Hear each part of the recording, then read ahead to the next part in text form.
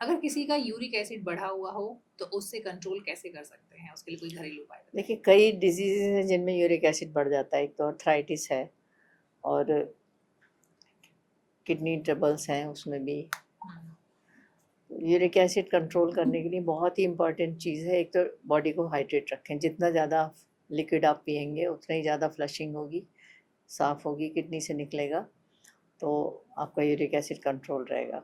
खाने में आप मेथी का पानी, मेथी को भिगो के, और मेथी दाना से भी ज़्यादा इम्पॉर्टेंट है यूरिक एसिड कम करने के लिए, कस्तूरी मेथी। अच्छा।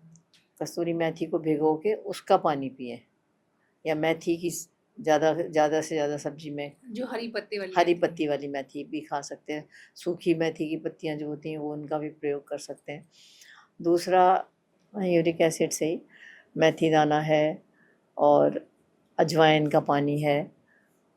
मकोए, मकोए जानते हो आप? जो छोटे छोटे लाल लाल टमाटर से आम उगी रहती है किनारे किनारे, लीव्स, उसका मकोए का अर्क बाज़ार में भी मिलता है बना बनाया, अर्क मकोए और अर्क कासनी के नाम से। तो ये मेडिसिन है वैसे तो। 2-2 चम्मच दोनों सुबह शाम अगर लें तो बड़ी जल्दी यूरिक एसिड कंट्रोल होता है, और किडनी की भी जो और प्रॉब्लम होती हैं, यूटीआई है, ये भी सारी चीज़ें उससे कवर हो जाती हैं। तो यूरिक एसिड के लिए मेन चीज़ आपकी मेथी का पानी, और ये हो गया। अगर जैसे किसी को अर्थराइटिस की वजह से, गाउटी अर्थराइटिस है, सूजन आ गई है घुटनों में बहुत ज़्यादा, तो घर दर्द किसी से ठीक नहीं हो रहा, तो अरंड के पत्ते, आम लगा होता है, अरंड का पेड़ देखा होगा, अरंड के पत्ते लेके उसको हल्का गर्म करके उसके ऊपर तिल तेल या सरसों का तेल लगाने के बाद उसको घुटनों से बांध लें, तो उसमें रिलीफ मिलता है। या फिर बैंगन जो बड़ा वाला होता है, बैंगन को पीसेस काट के उसको तवे पे गरम करो लगा के, और उसको बांधो, तो उससे भी स्वेलिंग कम हो जाती है। तुलसी के क्या क्या फायदे हैं? कैसे इस्तेमाल करनी चाहिए? बहुत ही इम्पोर्टेंट हर्ब है, और होली पॉइंट ऑफ व्यू से भी बहुत ज़्यादा पायस माना जाता है, उसको पवित्र पूजा में भी काम आती है।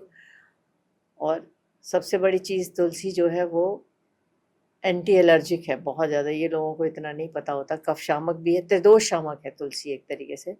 और इसकी जो पत्तियां तो आप आमतौर से चाय वगैरह में डाल के पीते हो, दूध में उबाल के, चाय में उबाल के यूज़ करते हैं लोग, कफ सर्दियों में बहुत ज़्यादा, या बुखार में, बुखार भी कम करती है। लेकिन इसकी जो मंजनी होती है, बीज जो होते हैं इसके, ये ज़बरदस्त एंटी एलर्जिक होते हैं, पित्त शामक होते हैं। और स्किन डिजीज़ में इसको पीस के इनका लेप करने से, खुजली है, दाद है, पुराना एक्जिमा टाइप, वो ठीक हो जाता है। लौंग किस किस चीज में फायदेमंद है और उसको कैसे इस्तेमाल करना चाहिए?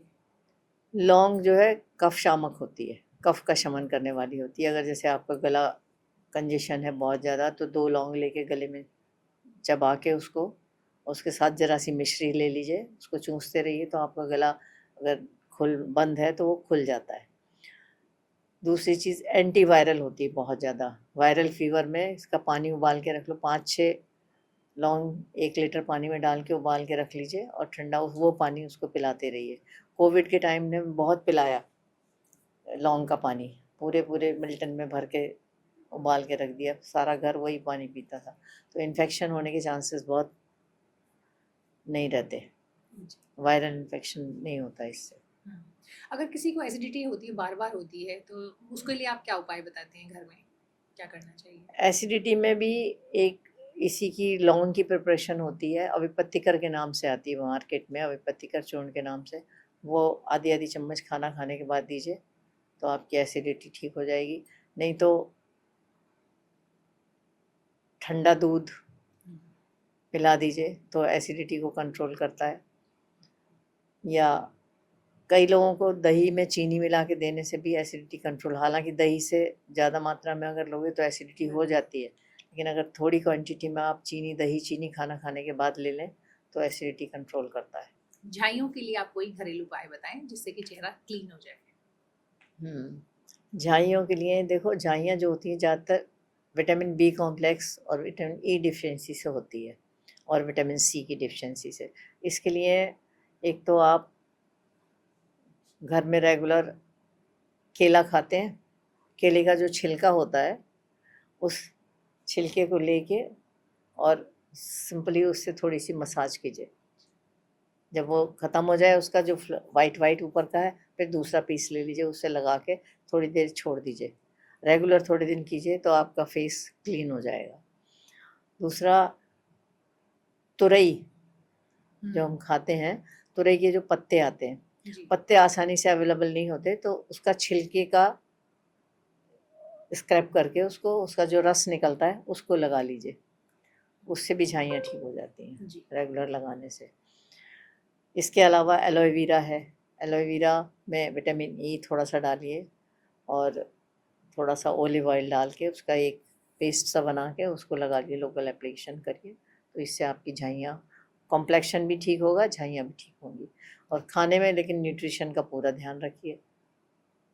शलजम, चुकंदर, टमाटर, खीरा, ये चीज़ें जितना ज़्यादा सलाद खाएंगे आप और फ्लूइड लेंगे तो ये झाइयाँ नहीं रहेगी। अच्छा, कई बार लोग जायफल का भी इस्तेमाल करते हैं, खासकर उसे मिट्टी के उसमें घिस कर लगाते हैं दूध में, कहते हैं वो भी इफेक्टिव होता है दाग धब्बों के लिए, झाइयों के लिए, ऐसा है क्या?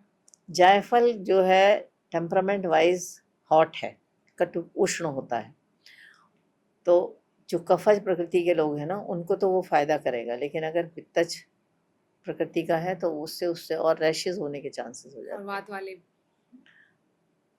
वात वाले को भी उतना फायदा नहीं करेगा, स्किन ड्राई होती है उसकी ऑलरेडी, ड्राई स्किन में अगर आप और गर्म चीज़ लगाओगे तो वो और ड्राई होगी। शायद इसीलिए कच्चे दूध में घिस के लगाते हैं लोग, थोड़ा सा बैलेंस हो हाँ, जाए। उससे उसकी थोड़ी सी स्निग्धता आ जाती है, उससे उसका फर्क पड़ सकता है।